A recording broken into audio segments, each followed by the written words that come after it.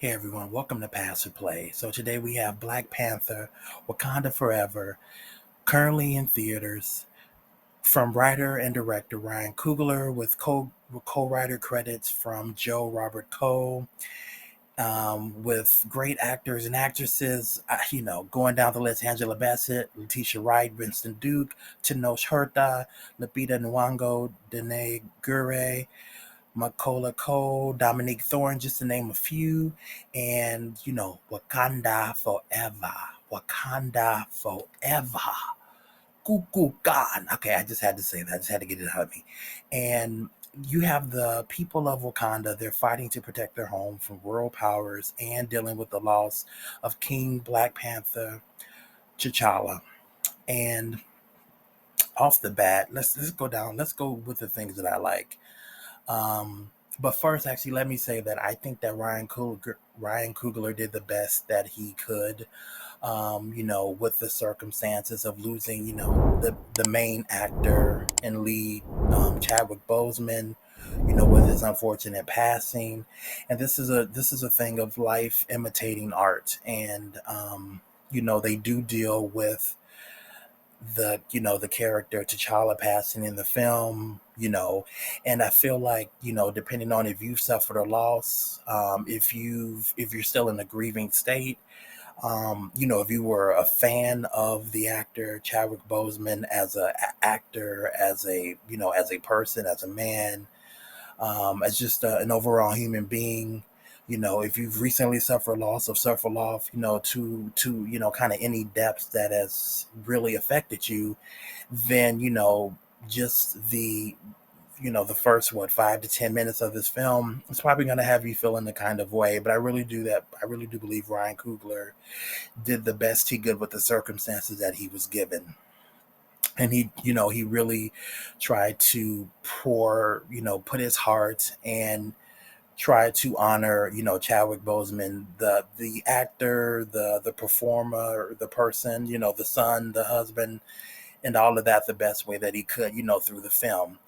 And you see that in this film, all of the characters: Queen Wamanda, Shuri, Okoye, Nakia, the people of Wakanda, they're dealing with Chad, with T'Challa's death in different ways. I almost got tripped up myself saying it.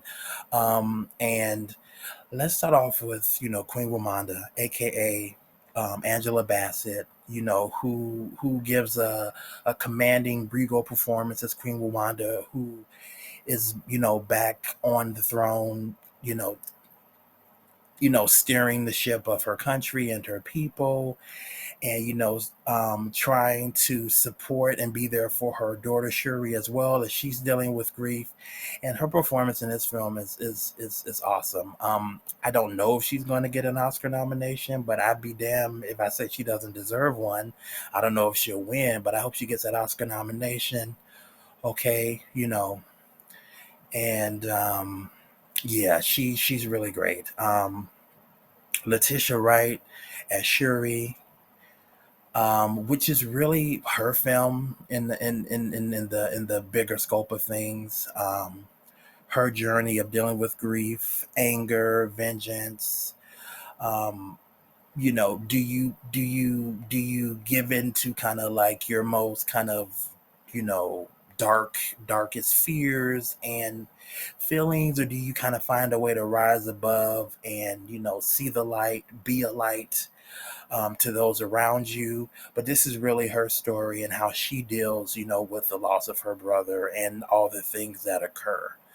And then you have Namor, aka Tenoch Huerta, who I have a love-hate relationship with. I do like him to an extent, and I don't like him at all.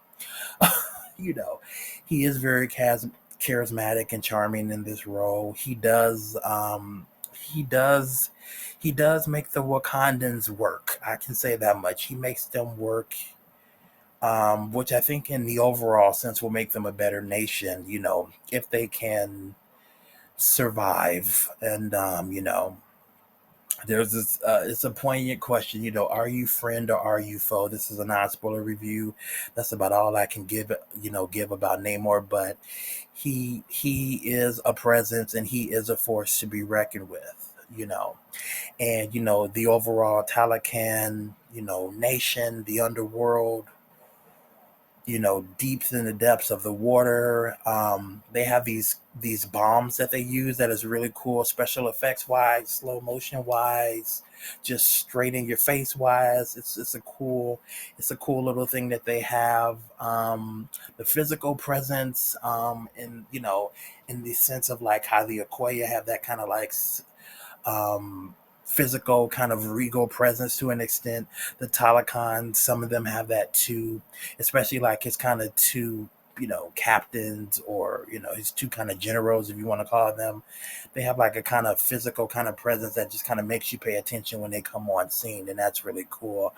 Okoye, aka Daniel Gurira, she's awesome in this role. She, her, Angela Bassett, Letitia Wright, they all bring their A game. All the acting here again is top notch. But Okoye, she goes through a journey as well. Queen Ramonda, man, she brings some receipts, and Okoye is, Okoye. I don't know if Okoye is ready, but Okoye gets kind of, she gets kind of, I won't say knocked down in size, but she gets a bit of a reality check. But the fight scene on the bridge I thought was awesome. Just how that was done is great.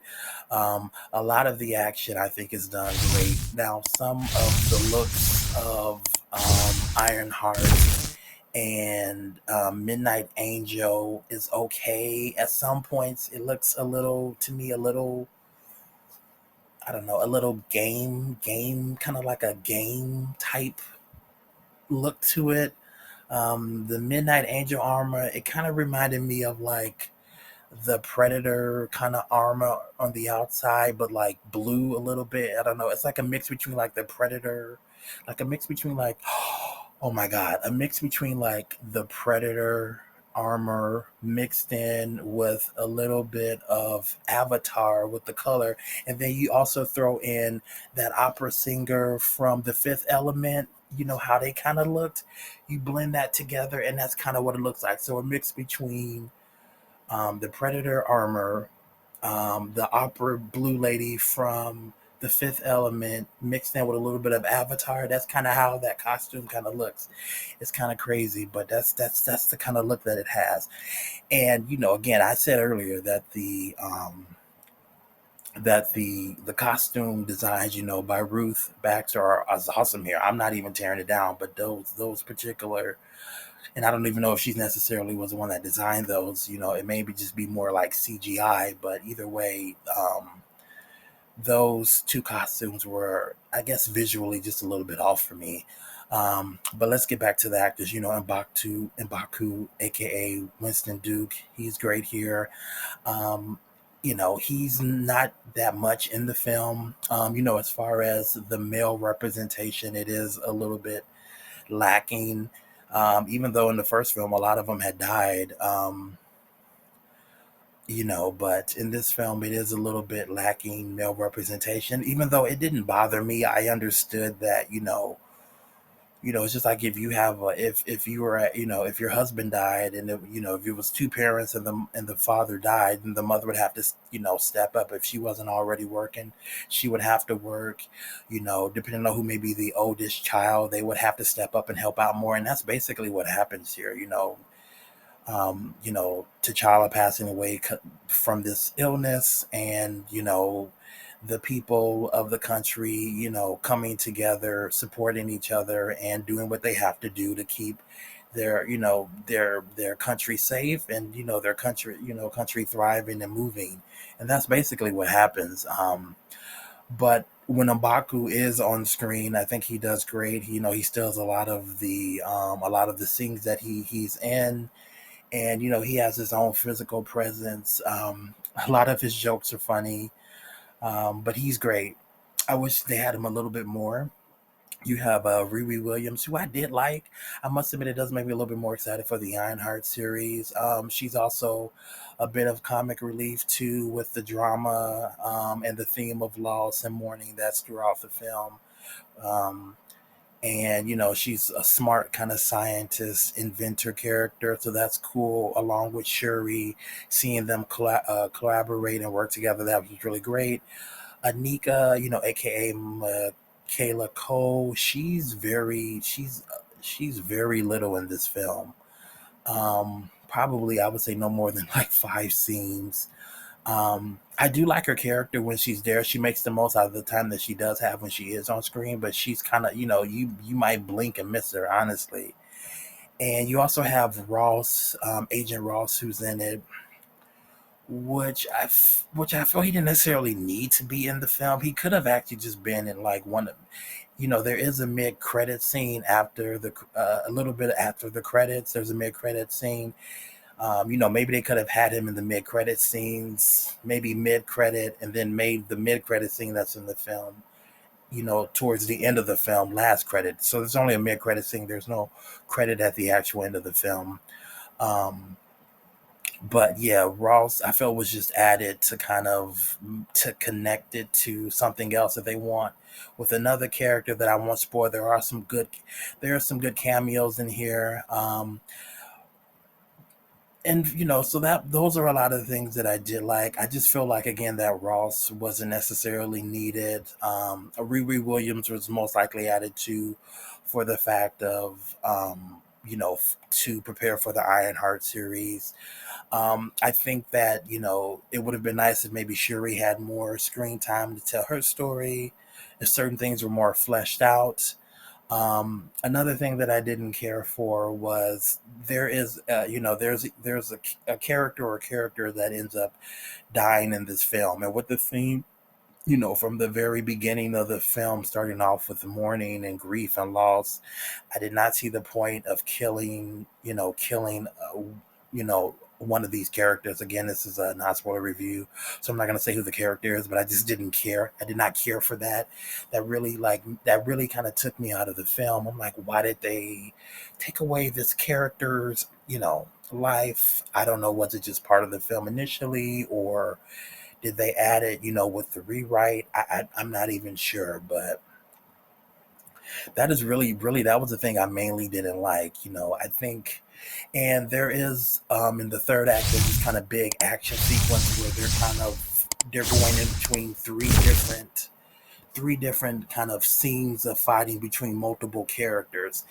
And when you're looking at it, you're like, okay, we're jumping here, we're jumping there. It was a little kind of erratic in that scene, though. What I was seeing, I liked the action that I was seeing, but the fact that it was going between three different fights and things going on, it was a little kind of all over the place.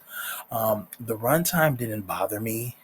I must admit, I took a couple sips of my pink lemonade, in my AMC cup, and I was like, I'm taking a few sips, and I'm not drinking a lot. I'm like, I was like, I'm not even doing it. And I was fine. But if you like to drink a lot, just be aware it's over. It's 2 hours and 40 minutes of just the film itself. So just be aware, like, if you don't have the best bladder in the world, you probably gonna be getting up, and I didn't want to miss anything. So, but I really did not care for. I really didn't care for the death of said character that I would not remain. Again, the cameos are really good. I think if there was one cameo I didn't care for, I felt like they just kind of added it for it to filter into something, to another movie or another series, and I felt like they could have left that out. Even with Agent Ross, all of that, they could have left that to do more of Shuri's story, um, or flesh out more of the Black Panther story itself. I feel like this film should have really just focused primarily on just the Black Panther story. I do get why they added Riri Williams to it. It does make sense for her character to be in this film. I think they could have really just done without Agent Ross. But other than that, I will say that I still enjoy the film. And at the end of the day, it's a play for me. This is play or pass, and it is a play for me. I feel that different people. Some people will come out of this film, I think, liking it. Some people will come out of this film like I did, kind of in the middle, 50-50, things you like, things you didn't like. And some people will probably not like this film at all. It, the first film, Black Panther, it was the first impression, and I think it made a great first impression. And that film is considered one of Marvel's best, and I think deservedly so. This film is continuing the story. It has a lot. It has a lot that it has to counteract and combat. And there was just no way of getting around, not having your main character. The mid-credit scene does give hope of a, brighter future for the character Black Panther, and that's all that I can say as far as who dons the Black Panther in this film. I mean, a lot of what people have been saying is true about who they think that it is because it's based on the actual comics. So, I mean, I'm not really spoiling anything unless you don't read the comics or never read about the comics or know about the comics. And you do basically know who is going to be the Black Panther for this film. But with all that being said, again, I think this is a play. The acting is top notch. The music, the costume design, the production design, seeing Wakanda a little bit more, going more into the city. That's great. I wish they did do more of that as well. But to me, there's still, for me, I have more positives than likes than versus dislikes, and kind of, I wouldn't even say anything negative, but just I had more likes versus dislikes. And for me, again, this is still a play. Of course, it's your money. I went and saw it in IMAX with the best picture quality, best sound quality. I would say go see it in IMAX. But it is a play for me either way. Let me know if you like this review. Hit the like button. If you have any comments, comment below. And if you're not a subscriber, please subscribe. Thank you for those who already have subscribed. And also, when you get a chance, check out my other videos and other reviews. Other than that, see you next time. Bye.